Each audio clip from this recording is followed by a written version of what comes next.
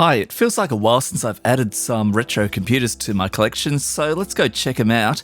And later on, I'll be having a few announcements. First of all, let's have a look at this Macintosh LC, which I'm pretty excited about considering my original Macintosh LC III met the fate of the exploding battery. So as you can guess, the first thing I did was go and pull out that battery, which is looking all right. So yes, one good sign. And let's go have a look around. It's a bit yellowed and a bit inconsistently yellowed where the monitor was sitting. Never understand why there's a screw hole there, because pretty much never has a screw in it. You can tell me if you've ever seen one. But yeah, let's have a look inside, and a bit of corrosion on the lid, which kind of scary, but I don't know, for some reason it just seems to happen sort of randomly and inconsistently.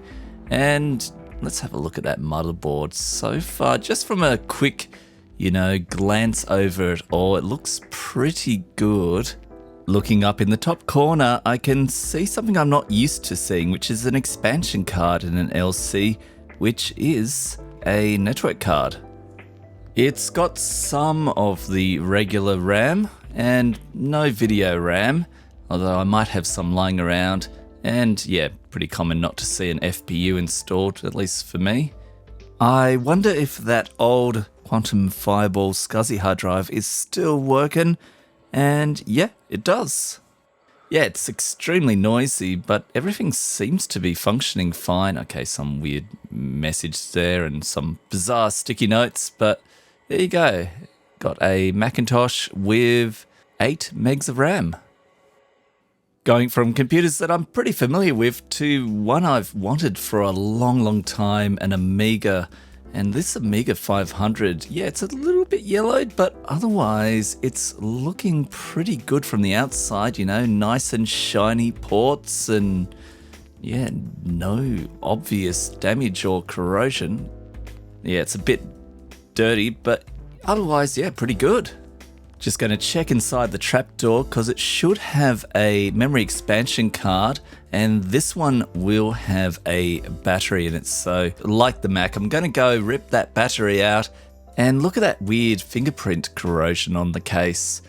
Anyway, time to reflow that solder and go through the awkward task of growing a few extra hands and massively wishing I had some better solder desoldering tools so we could get this case off a bit quicker. Eventually we did have success and were able to go and check out the battery, which was kind of looking all right, and nothing had leaked through to the bottom. On top it was, you could see a bit of corrosion on the side of the battery. So I tried to desolder it. It kind of made the battery worse, so I went and snipped it right off, which, you can see there's a bit of grossness underneath that connection as well. So a bit of vinegar and a bit of IPA to wash it all off, and on to inspecting the rest of the Amiga. The lid has a few plastic tabs on the side, and just sort of pushed this keyboard aside while I went and unscrewed everything. I was careful about making sure I didn't break off any of those little metal tabs that hold down the RF shield, which is looking very red with rust, I guess from around about where the vents were exposing it to the elements.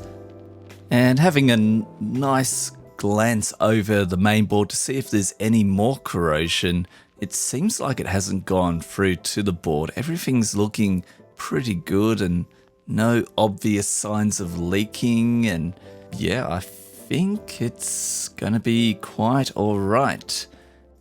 So let's go and switch it on, and okay, that's not what I want to see. It's blinking, which you can check out the blink codes online, but I do remember it was working before I put the memory card back in.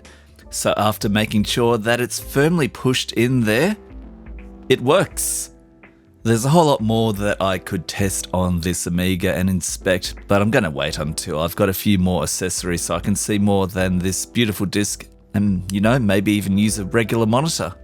In case you were wondering, I was using this little Amiga power supply that came rather quick in the mail. Anyway, on to the announcements. Somehow I've missed out on the 50th video, celebrating that. We're up to, I don't know, about 57 or something. Big thanks out to everyone who just loves the random assortment of, you know, retro and modern computer gaming related videos and hardware and modern games and, you know, Twitch edits and all that sort of wild stuff that we have up here on the channel. And while I'm giving out announcements, one of my friends suggested, hey, why don't you go start a Patreon? So there it is, or at least the beginnings of it. Links are in the description, and big thanks to anyone who chooses to support the channel that way. We'll be looking deeper into these computers in future videos, as well as the usual assortment. Hope you've enjoyed the video, and most of all, thanks for watching.